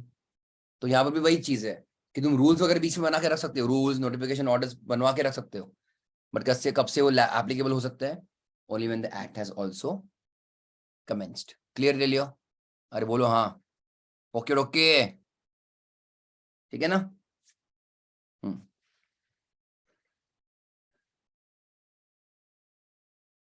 ऑलराइट, चलो 23 भी कभी क्वेश्चन पूछा नहीं है, बट मैं थोड़ा सा इसको फटाफट करवा लेता हूँ। और मैं तुमको सिंपल यहाँ पे एग्जाम्पल देता हूँ कि जैसे आईसीएआई ने नए सिलेबस के लिए नया नया सिलेबस बच्चों, उसका पहले प्रपोज्ड नया सिलेबस पहले पब्लिक डोमेन में रखा था। पब्लिक डोमेन में रखना मतलब क्या? पब्लिक में इशू किया था। कि आप इसके ऊपर सोच विचार कीजिए, हम आपको और आपके हम कमेंट्स हमारे लिए इंपॉर्टेंट है, समझा एवरीबॉडी? तो सेम थिंग बच्चों यहाँ पे, ओके एवरीबॉडी, सेम थिंग है। Provisions applicable to making of rules और बायलॉज आफ्टर प्रीवियस पब्लिकेशन। अभी प्रीवियस पब्लिकेशन का बच्चों मीनिंग है, पब्लिकेशन मतलब क्या? इसको रिलीज किया है बच्चों पब्लिक में, ओके, सॉरी, बट जो रिलीज किया है पब्लिक में वो ड्राफ्ट ऑर्डर था या फिर ड्राफ्ट लॉ है, ड्राफ्ट। फिर लोग उसके ऊपर कमेंट्स करेंगे, बोलेंगे ये सही है, वो गलत, जो भी है। फिर वो ड्राफ्ट कमेंट्स, ड्राफ्ट लॉ के ऊपर जो भी कमेंट्स आए, फिर से वही अथॉरिटीज के बारे में देखेंगे कि भाई क्या चेंजेस करवाने, कुछ नहीं। एंड देन फिर से पब्लिश करेंगे। तो जब फिर से पब्लिश करेंगे तो माना जाएगा कि वो फाइनल लॉ है।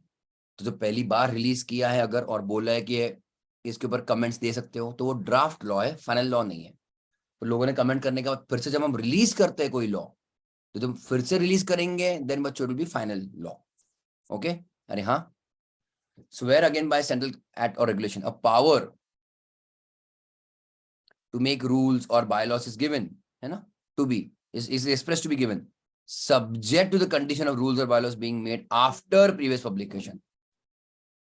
इनको कहना क्या है कि देखो भाई, डिपार्टमेंट ऑफ रेवेन्यू ने, ओके एग्जांपल के लिए, मतलब तुम्हारा income tax department of revenue के अंदर आता है ना, मिनिस्ट्री ऑफ फाइनेंस, उन्होंने बच्चों मान लो पावर दे के रखा सीबीडीटी को कि भाई तुम रूल्स बनाओगे इनकम टैक्स के, यस क्लियर?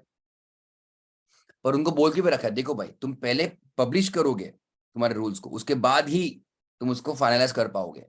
ऐसा नहीं कि तुमने तुम्हारे खुद का एक पर्सनल मीटिंग लिया, कमिटी बनाई और वो कमिटी ने जो डिसाइड किया तुमने उसको पास करवा दिया, नहीं। तुम पहले ही तुम्हारा जो भी तुमको रूल पास करवाना है, रूल लाना है, उसको पहले तुम पब्लिक डोमेन में रखोगे। समझ रहे हो कि नहीं बच्चों? अगर ऐसा पावर उनको दिखा रखा, बोला कि भाई तुमको रूल लाना है तो पहले लोगों में दिखाना पड़ेगा, देन उसके लिए क्या प्रोसेस है? The authority having power to make the rules, अपने एग्जांपल के लिए मैंने लिखा है CBDT, shall before making them publish a draft of the proposed rules और बाय लॉज। समझा क्या? पहले क्या बनाया जाएगा? ड्राफ्ट। और बच्चों इसी को ही कहते हैं प्रीवियस पब्लिकेशन, क्योंकि पहले मतलब फाइनल होने के पहले, फाइनल बच्चों एप्लीकेबल होने के पहले, फाइनली लोगों को देने के पहले तुमने एक बार पहले कभी तो पब्लिक में ये ड्राफ्ट भेजा था, इसलिए उसको कहते हैं प्रीवियस पब्लिकेशन। कुछ समझ रहे हो? तो ये जो ड्राफ्ट है, अभी यहाँ पे पब्लिकेशन मतलब क्या? Draft publication. The publication shall be made in such manner as the authority deems fit to be sufficient और if condition so and so. ठीक है, वो मतलब वो पब्लिकेशन बच्चे लोगों में रिलीज करेगी। There shall be published with the draft a notice specifying a date on or after which the draft will be taken into consideration. भाई तुम्हारे पास 7 दिन है, महीना भर है, 2 महीना है, तो उसके ऊपर तुम्हारे जो भी कमेंट्स है वो डालो। क्लियर लिया? अरे हाँ, ठीक है। देन हे भगवान,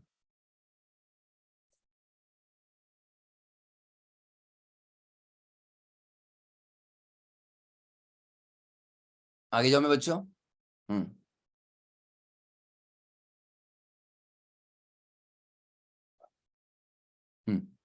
देन जो भी अथॉरिटी जो भी रिलीज कर रहे रूल्स, दे शाल कंसिडर एनी ऑब्जेक्शन, ओके, और suggestion which may be received. को समझा? उसमें वही तो मेन पर्पस था, वही तो मेन पर्पस था। Okay, now the publication in official gazette. Official gazette बच्चों हमने डेफिनेशन किया था कल, किसमें किया था? जीसीए में ही किया था ना बच्चों, पिछले लेक्चर में। वो तुम्हारा जर्नल है ना, लॉ जर्नल ऑफ इंडिया। हाँ, मैंने इसलिए बोला कभी इसको कोई क्वेश्चन पूछा भी नहीं और आएगा भी नहीं, I hope so. So the publication in the official gazette of a rule or bylaws shall be the final proof। मैंने जो अंडरलाइन किया बच्चों उतना ही तुम लोग अंडरलाइन करोगे तो ही चलेगा।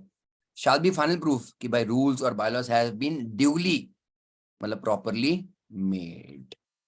yes लिया?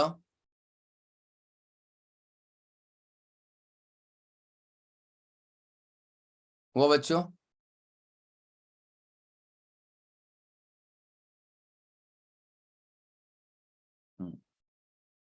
आगे बढ़े हम लोग।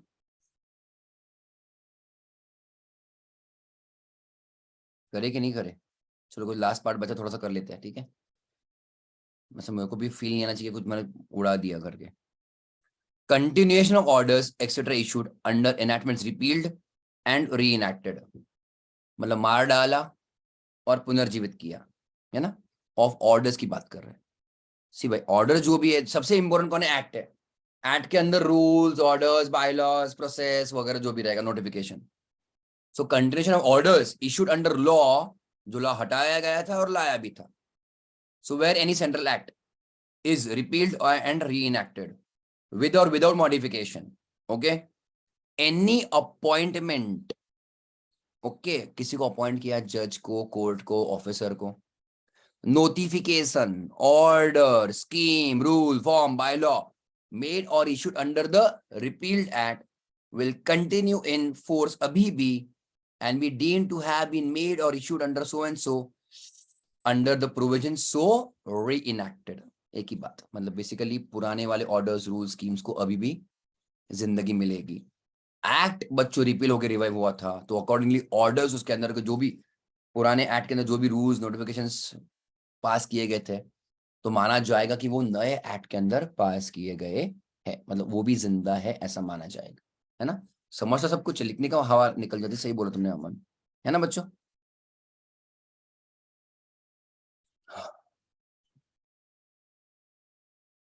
क्या एग्जांपल दिया मैंने तुमको? हाँ, आई थिंक तुमको मैंने एग्जांपल तो दे दिया है, ओके। रिपील्ड मतलब बच्चों पुराना एक्ट, है ना, जो चला गया। और रिपीलिंग मतलब जो उसको रिप्लेस करवा रहा है, ठीक है बच्चों, याद रखना। Replacement act, so 2013 will be called as repealing act. तो जो भी नोटिफिकेशंस वगैरह ऑर्डर्स थे 1956 के अंदर बच्चों पास हुए थे, ओके एवरीबॉडी, यहाँ पे समझ। लॉ नंबर मैंने, लॉ नंबर 1 मैंने लिखा है, rules and orders pass in law number 1, वो रिपील हो गया एंड इज रिपील्ड बच्चों विद लॉ नंबर 2 है। रिपीलिंग एक्ट कौन सा? लॉ नंबर 2 बच्चों मान लो। तो वही रूल्स एंड ऑर्डर्स अभी भी कंटिन्यू रहेंगे और माना जाएगा कि वो नए वाले री इनैक्टेड री इनेक्टेड एक्ट में पास किए गए हैं। Okay everybody, check simple example, the rules and orders will continue in force without interruption. समझा कि नहीं समझा?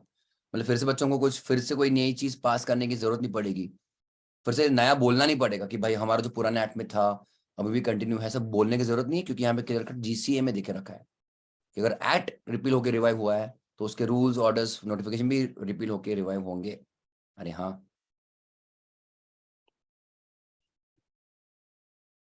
आगे बढ़ू मैं?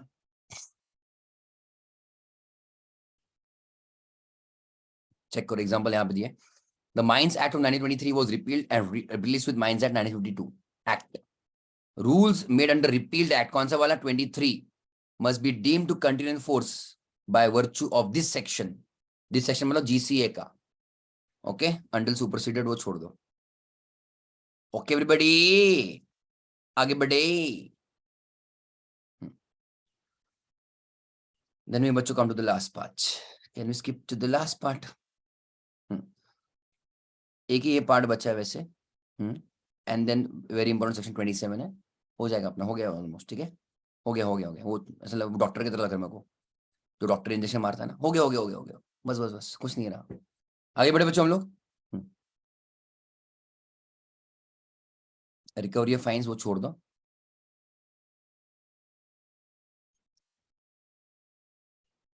Section 63 to 70 of IPC and provisions of Code of Criminal Procedure, okay, for levy of fines shall apply to all fines imposed under any act.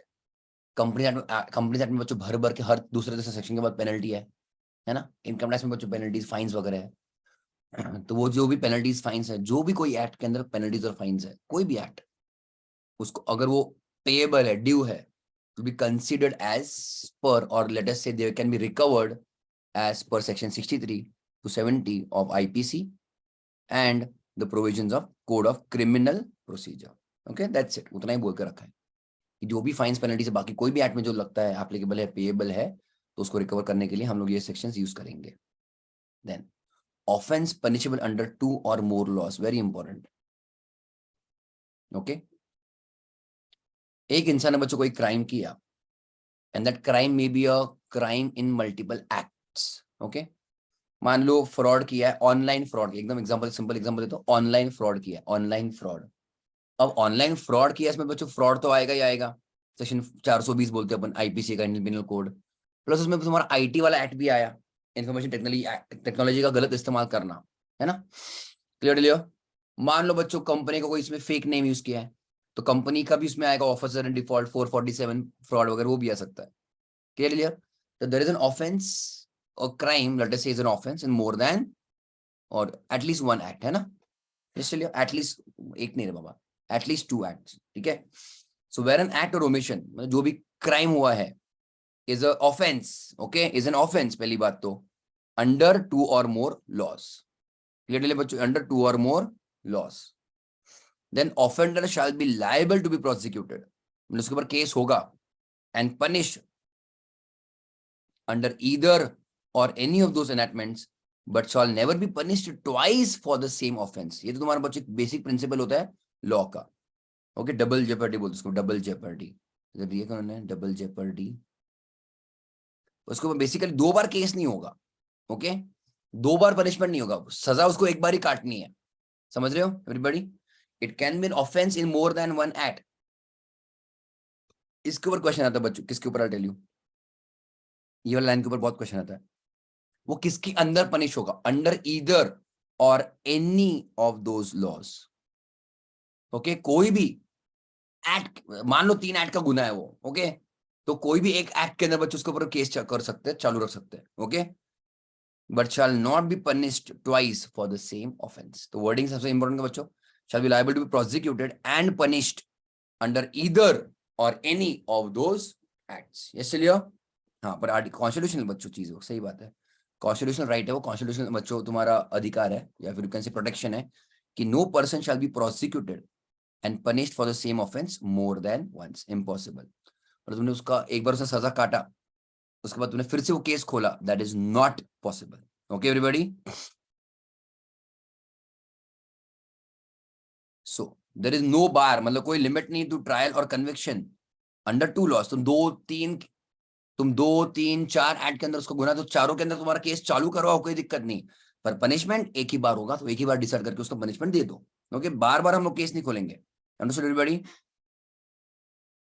So offender may be prosecuted and punish under either और both, मतलब सजा एक act का ही काटा तो भी चलेगा, सजा दोनों एक्ट मिला के काटे तो भी चलेगा, पर एक बार केस हो गया, एक बार उसने पनिशमेंट फुलफिल कर लिया, है ना, तो उसके बाद फिर से ऊपर उसको दो बार बच्चों में उसके ऊपर पनिशमेंट नहीं देंगे। So the limit, the bar is on punishment.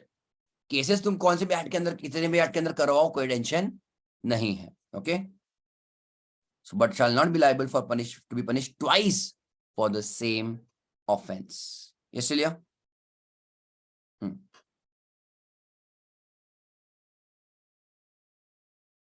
Check करो, एक एग्जांपल यहाँ पे दिया है, section 409 of IPC and section 52 of prevention of corruption act. मतलब दो केस चल रहे उसके ऊपर भाई के पास, मैटर एक ही है, क्राइम ऑफेंस एक ही हुआ था, but that offence is an offence in 2 acts. बात समझ रहे हो क्या? एक इंडियन पिनल कोड के अंदर भी था 409, और प्रिवेंशन ऑफ करप्शन एक्ट के अंदर भी उसके ऊपर केस है। समझ रहे हो? क्राइम ऑफेंस एक ही है। अगर मैं तुमको बोलूं, मतलब मान लो बच्चों ड्रंक एंड ड्राइविंग, तो उसमें मर्डर हो गया, तो बहुत सारा हो गया, उसके पास फिर और कुछ चीजें निकली, है ना, बाद में सिग्नल तोड़ दिया, लाइसेंस नहीं था, तो एक ऑफेंस में बच्चों बहुत सारे गुनाह हो रहे हैं। बात समझ रहे हो क्या? सलमान खान हो गया, संजय दत्त हो गया, कुछ भी हो गया बच्चों। क्लियर लिया? तो अब चेक करो उन्होंने क्या बोला है, तो पनिश केस जो है सभी एक्ट के अंदर बस चल रहा है, that is completely okay. Okay, पर पनिशमेंट 2 बार उसको सर्व नहीं करनी होगी, पनिशमेंट एक ही बार सर्व करनी है। The fact that the accused, मतलब जिसके ऊपर गुनाह है, जिसके ऊपर केस चल रहा था, इज अक्विटेड, मतलब छोड़ दिया, रिहा किया, of one of the charges, will not bar his conviction on another. इसका मतलब ये, मतलब क्या बच्चों, एक एक्ट के अंदर वो गुनेगार नहीं है ऐसा प्रूव हुआ कोर्ट में, कि 2 एक्ट के अंदर चल रहा था ना, आईपीसी और prevention of corruption act example में, तो एक एक्ट के अंदर बच्चों गुनेगार नहीं है, इसका मतलब ये नहीं है कि दूसरे एक्ट के अंदर वो गुनेगार नहीं होगा। ओके, मतलब एक एक्ट के अंदर उसको रिलीफ मिला है, इसका मतलब ये नहीं है कि दूसरे एक्ट के अंदर उसको अपने आप रिलीफ मिल जाएगा। बात समझी क्या?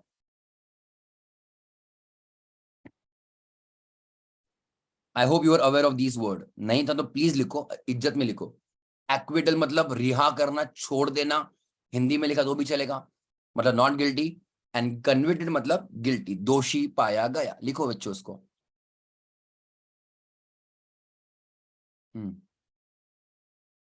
Meaning of service by post, important important important.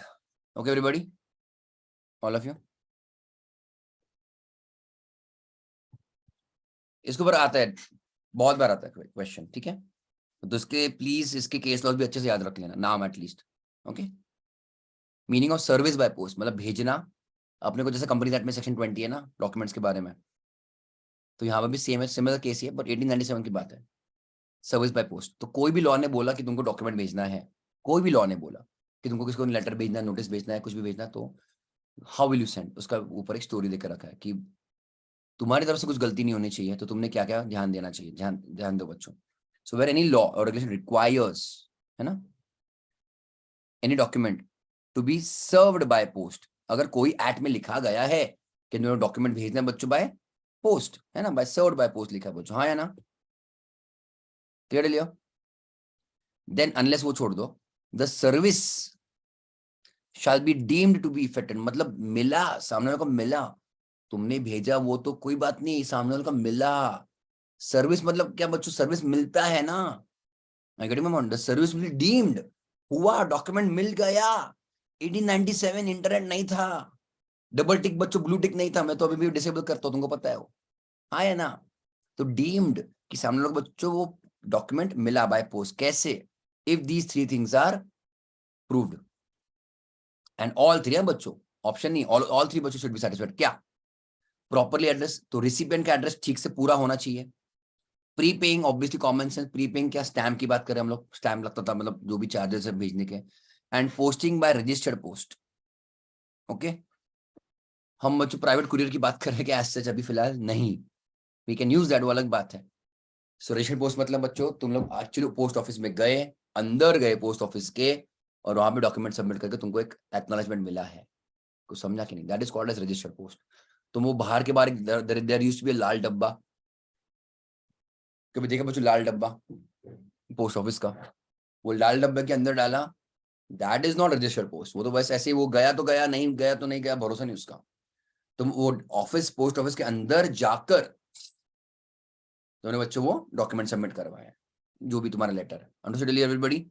आगे जाऊं मैं? Okay everybody? A letter containing, a letter, okay, यहाँ हुआ रिसिपिएंट का address, prepaying of the stamp मान लो, and registered post. Registered post important है। A letter containing the document to have been effected, अब पहली बात तो होगी उसको मिलना, पर कब मिला ये इंपॉर्टेंट है। To have been effected at the time at which the letter would be delivered in the ordinary course of post. अब ये लाइन भी थोड़ा सा बाय हार्ट कर लो। कब डीम माना जाएगा बच्चों? कब मिला सामने वाले को? जितना टाइम लगता है उतना। Okay, letter will be delivered in ordinary course of post, मतलब उनको मैंने शायद एग्जांपल दिया था, दिल्ली टू नोएडा रहेगा तो बच्चों मान लो 2 दिन में डिलीवर हो गया, पर दिल्ली टू चेन्नई रहेगा तो बच्चों मान लो 10 दिन लगेगा, हाँ है ना? और जैसे जितने नॉर्मल दिन हो गए डिपेंडिंग, ओके, डिस्टेंस के हिसाब से, तो उतने दिनों के बाद deemed received, deemed receive. Pune to Delhi बच्चों नॉर्मल पोस्ट से ज्यादा टाइम लग सकता है, ओके, 7 दिन भी लग सकते हैं पुणे टू दिल्ली, 48 आवर्स का पता नहीं मुझको, पर ठीक है जो भी है पोस्ट। बट तुम अज्यूम कर लोगे, मतलब 6 महीने बाद बोलोगे कि नहीं मिला, तो ऐसे कैसे चलेगा बच्चों, है ना? तो ऑल ओवर इंडिया मान लो इन जनरल, हाँ you can take 1 month normally, yes कि भाई हाँ 1 मंथ में तो भाई ऑल ओवर इंडिया तो कहीं ना कहीं पहुंच जाना चाहिए, वैसे देखा जाए तो। यस चलिए, तो अगर अब ध्यान देना, अगर ये 3 चीजें तुम्हारी सफिशिएंट हुई, मतलब सेटिस्फाई हुई, एंड नॉर्मल टाइम भी हो गया 7 दिन, 10 दिन, 1 महीना, तो मान लिया जाएगा कि वो डीम्ड रिसीव्ड है सामने वाले को। ये क्लियर है बच्चों? अंडरस्टैंड? अब यहाँ पे कुछ तुम्हारे इंपॉर्टेंट केसेस है। इन यूनाइटेड कमर्शियल बैंक, दिख रहा है सभी को? ये यूनाइटेड कमर्शियल बैंक वाला एग्जांपल याद रखना। इन यूनाइटेड कमर्शियल बैंक, वो सामने का नाम ये याद रखा तो भी चलेगा, यूनाइटेड कमर्शियल बैंक। हाँ, रियल केस है। अच्छा,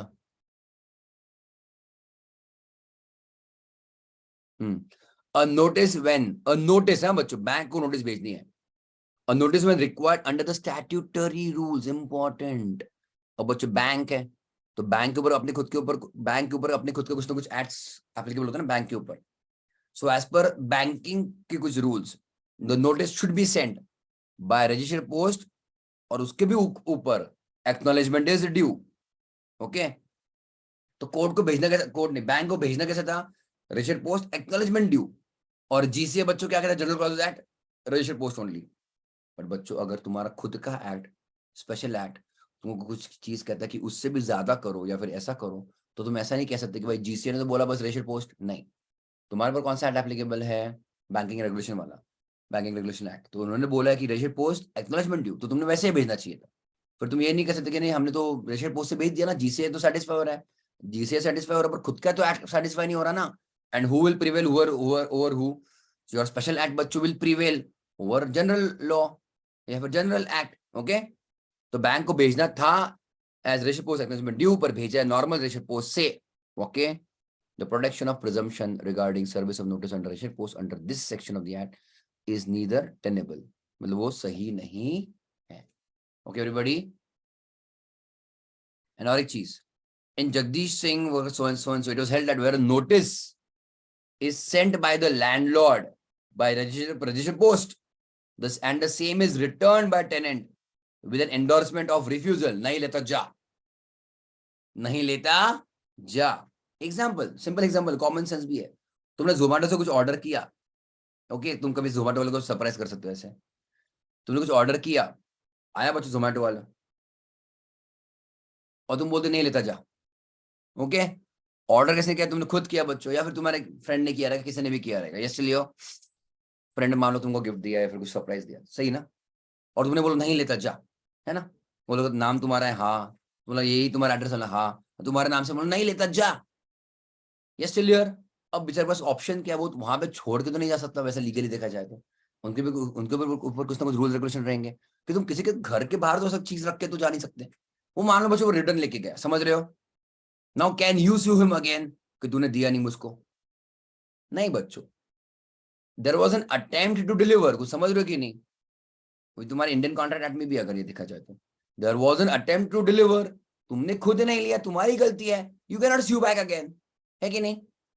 तो सिमिलरली ऐसा होता था, मतलब ये बहुत पुराना जुगाड़ था वैसे देखा जाए तो, कि अगर इनकम टैक्स का नोटिस आया, इनकम टैक्स का नोटिस आया, ओके, ऐसा करते थे लोग, तो पोस्ट ऑफिस, जो पोस्ट ऑफिस वाला बंदा लेके आता है ना, post office not private courier, तो पोस्ट ऑफिस वाले को पूछते थे, पहले पूछ लेते थे किसका कौन सा डॉक्यूमेंट क्या दिख रहा है यहाँ पे, फ्रॉम फ्रॉम तेरे को क्या दिख रहा है पूरे डिपार्टमेंट का, तो उसको 2 20 20 50 रुपए दे दिए उसको पोस्ट ऑफिस वाले को, और उसको बोलने का तू वहां पे तू ही कमेंट कर वहां पे नॉट फाउंड एट होम या not at home. Okay everybody, I getting my point? तो यहाँ पर हुआ क्या है, यहाँ पे नॉट एट होम वाला कमेंट है क्या? नहीं, यहाँ पे बच्चों कमेंट है, एंडोर्समेंट मतलब कमेंट है, यू कैन से कमेंट ऑफ रिफ्यूजल, नहीं लेता जा। अब तुमने अगर ऐसा कमेंट डाला नहीं लेता जा, नहीं लूंगा मैं, तो उसमें एज सच क्या लीगल एंगल बनता था कि भाई the notice letter was never served on me, है ना, मुझको मिला ही नहीं ना, क्योंकि मैंने रिजेक्ट कर दिया, तो जो नोटिस मुझको मिला ही नहीं है, how can you make me liable? तुम मुझको हटा ही कैसे सकते हो घर से, अगर मेरे को ऊपर प्रॉपर एक नोटिस मिला ही नहीं है। यहाँ पे कोर्ट ने बच्चों मस्त लात मारी, उसको बोला बेटा उसने लेटर भेजा था और यहाँ पे क्लियर कर लिखा है कि तुमने लेने से मना किया है, अब लेने से मना करना still deemed as served. Very important, क्या बोलो बच्चों, लेने से मना किया रिसिपेंट ने तो भी क्या माना जाएगा? Deemed as served. क्यों? इसलिए तो हम लोग देख बोल रहे हैं अपने एंगल से, मतलब सेंडर के एंगल से 3 चीजें बच्चों सेटिस्फाई हुई ना, गेटिंग माय पॉइंट एवरीबॉडी? अगर अपन ने ये काम किया तो भाई अपन मुक्त हो जाते हैं, सेंडर, समझा एवरीबॉडी? अगर बीच में डॉक्यूमेंट खो भी गया तो भी बच्चों सेंडर का काम हो चुका है, ऐसा माना जाएगा, है ना? हाँ, it will be presume the notice has been served. Done till here? Again मेरे से वही बात, not claimed, not met is also sufficient to prove service हमने हमारा भेजा था, सामने लो उधर नहीं है, इसमें हमारी गलती नहीं है। Okay everybody? तो सेंटर के लिए बच्चों अच्छा लॉ है ये सेक्शन, ठीक है? बाकी बहुत हो गया, आगे बढ़ते हैं, ठीक है, छोड़ो इसको। What is the financial year which begins on 1 सितंबर? सितंबर क्यों बोला मैंने, अप्रैल सॉरी, ठीक है? इमूवेबल प्रॉपर्टी बच्चों डायरेक्ट क्वेश्चन है ये, तो मैं इसमें नहीं जा रहा हूँ। इमूवेबल प्रॉपर्टी का ये अच्छा क्वेश्चन है, क्वेश्चन नंबर 3, रेडी बच्चों? पढ़े अपन, as per original companies act a whole time KMP shall not hold office in more than one company except its subsidiary company at the same time। जो whole time KMP है वो बस उतना ही काम करेगा, एक्सेप्ट, और एक एक्स्ट्रा कंपनी अलाउड है, एक्सेप्ट, हाँ, it's subsidiary company। Referring to section 13 of the GC, examine whether whole time KMP can be appointed in more than one subsidiary company। Answer is yes। कैसे? Because a company बच्चों includes companies, तो जहां पे singular दिया बच्चों वहां पे plural भी माना जाएगा, है ना? खतरनाक एग्जांपल। तो can you be appointed in more than one subsidiary company? Answer is yes, because company includes companies. अरे हाँ या ना? ओके, तुमको पूरा स्टोरी वो लिखना पड़ेगा। क्या लिखना पड़ेगा? वो 2033 जो भी उन्होंने दिख के रखा है तुमको, ठीक है? अब ये तुमको याद रखना नहीं कि 2033, नो भाई, that is not part of your syllabus. Towards whole time KMP shall not hold office, मतलब काम, in more than one company except is subsidiary company. तो कंपनी इंक्लूड्स बहुत सारी कंपनीज ऑल्सो चलेगा बच्चों, हाँ या ना? है ना? तो सेक्शन 13 क्या बोलते GCA का कि सिंगुलर बच्चों इंक्लूड्स प्लूरल, है कि नहीं? So whole time KMP may hold office in more than one subsidiary company as per present law। हो गया? A notice when required under the statutory rules to be sent by registered post, acknowledgement due, पर बस registered post से भेजा है। whether GCA का section जो भी अपन ने किया था 23 ना 27, will that be okay? Answer is no। that notice is बच्चों not okay ना, अभी समझा कि नहीं? देखो पूरा स्टोरी बच्चों उन्होंने सेम टू सेम छापा के नहीं बच्चों। सेक्शन 27 कि अगर डॉक्यूमेंट भेजना बाय पोस्ट तो उनको क्या करना पड़ेगा? Properly address, prepay, posting by resident post. और ऑर्डिनरी पोस्ट में कोर्स में जितना टाइम लगता है उतना टाइम के बाद वो मिल गया। ओके, पर अगर दिया स्टैंडर्ड रूल्स में तुम्हारे पर जो भी स्टैंडर्ड रूल्स एप्लीकेबल है वो सेम है, रजिस्टर्ड पोस्ट एक्सपेंस ड्यू, और तुमने भेजा रजिस्टर्ड पोस्ट से, तो बच्चों it will not be in compliance of the said rules. Okay everybody, unit commercial bank, ठीक है बच्चों, सेम टू सेम तुम्हारा सेम स्टोरी है। आगे बढ़ू मैं। X owned a land with 50 tamarind trees, चिंच ना, चिंच के झाड़ ना, चिंच, इमली। He sold his land and the timber obtained after cutting the 50 trees. तो land is immovable, but timber is बच्चों movable, है ना? X wants to know whether the sale of timber is immovable property. No, it is movable. अगर trees बेचता, only trees with the land obviously, तो फिर immovable था, है ना बच्चों? So immovable property का बच्चों definition डाल देना, okay? It is an inclusive definition, क्यों? Because includes बोला है। So attached to earth है क्या tree बच्चों? No.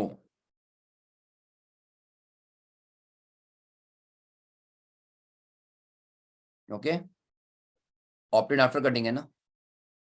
Land is immovable, timber cannot be immovable, okay, because it is not attached to earth.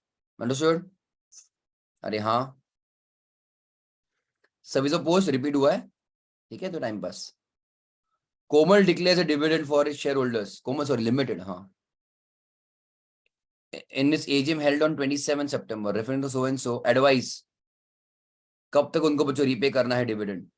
27 को, 27 को डिक्लेयर किया, तो I will not take 27th, I will exclude 27th, हाँ या ना, सितंबर के 30 दिन, तो 28, 29, 30, 3 दिन ऑफ सितंबर बराबर है, तो 27 बच्चों अक्टूबर। क्लियर और नो एवरीबॉडी?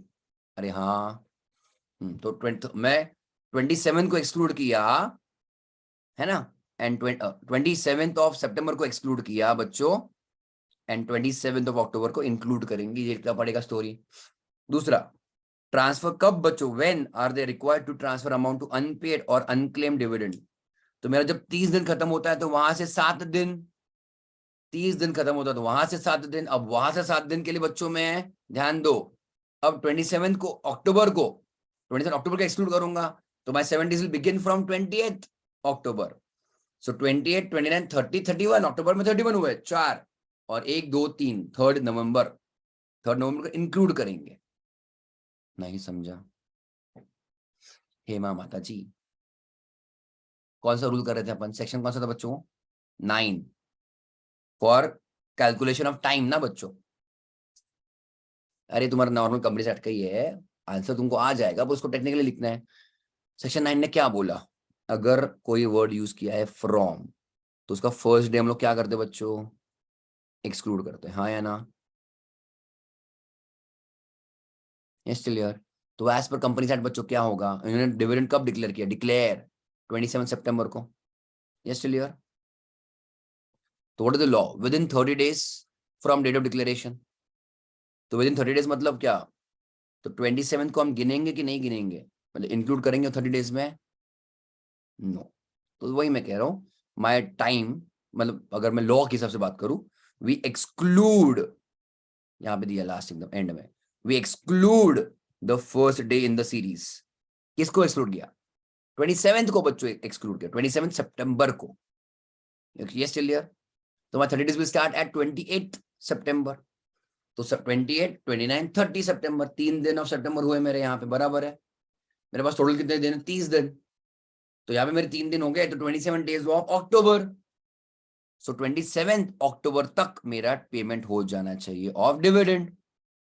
तो last day of the series को हम इंक्लूड करते हैं। अच्छा वो हो चुका था ना, okay okay fine fine okay. तो उसके आगे उन्होंने स्टोरी क्या बोला? The dates during which Komal limited is required to transfer the unpaid or unclaimed dividend to unpaid dividend account. तो क्या रूल है उसका? 7 डेज है ना।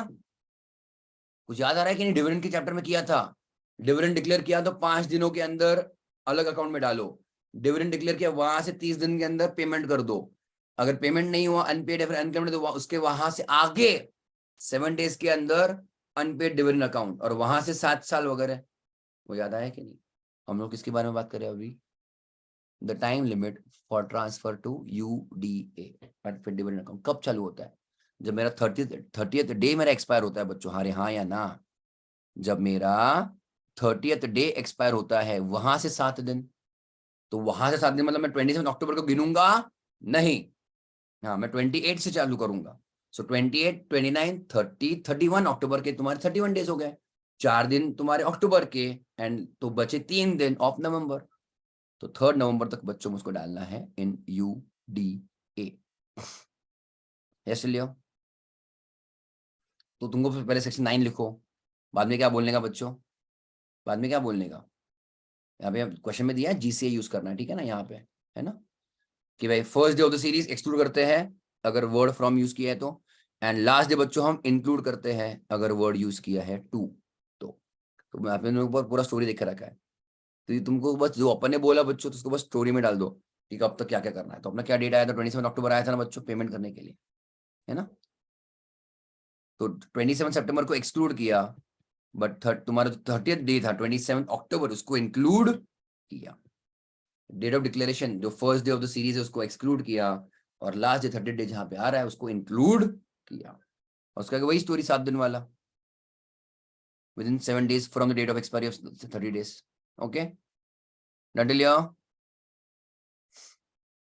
Both days inclusive. तुमको रिवाइज तो करना है एक बार, क्वेश्चन फिर से आराम से पढ़ना ही पढ़ना है, ठीक है? आगे बढ़ो मैं, वो तुमको बोला मैं फालतू वाला क्वेश्चन, ट्रस्ट वाला, रिपील और डिलीशन का फर्क ऊपर से छापा है बच्चों, लिटरली छापा है उसको, ठीक है? क्या था बच्चों? रिपील कंप्लीट ऑब्लिटरेशन है ना, कि कभी वो था ही नहीं, as if it never existed. Yes till here. पर डिलीशन मतलब क्या? कि जब से बोलो तब से डिलीट माना जाएगा, पर ऐसा नहीं माना जाएगा कि कभी वो था ही नहीं, ऐसा नहीं माना जाएगा कि कभी वो था नहीं। वाह, गहरा प्यार है बच्चों, हाँ है ना? अभी भी प्यार है। किसको प्यार है बच्चों? डिलीशन को अभी भी प्यार है ना? तो कभी वो जिंदगी में था ही नहीं, ऐसा नहीं मानेंगे। आगे बढ़े क्या? रो मत तुम लोग, आगे बढ़ो। ये डिविडेंड का स्टोरी हो चुका है, सेम क्वेश्चन है भाई। हाँ,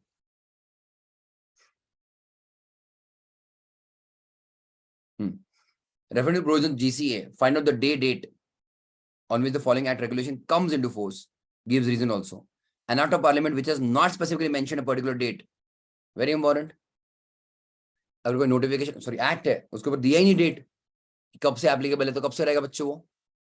the day of assent of the president, right? Clear लियो? दूसरा, SEBI regulations 2015 was issued on 14th August but with effect from 1st January 16, तो obviously common sense 1st January 16 से बच्चों वो पास होगा, बट उसको तुमको पूरा स्टोरी लिखना पड़ेगा। सेक्शन 5 नो स्पेसिफिकली मेंशन्ड कि कब से एप्लीकेबल होगा, तो the day on which assent of president is received. Yes till here? दूसरा, स्पेसिफिक डेट दिया है तो बच्चों वही it shall come into force from such specific date only. कुछ भी बोलते हैं, मतलब कुछ भी बोलने का है ना?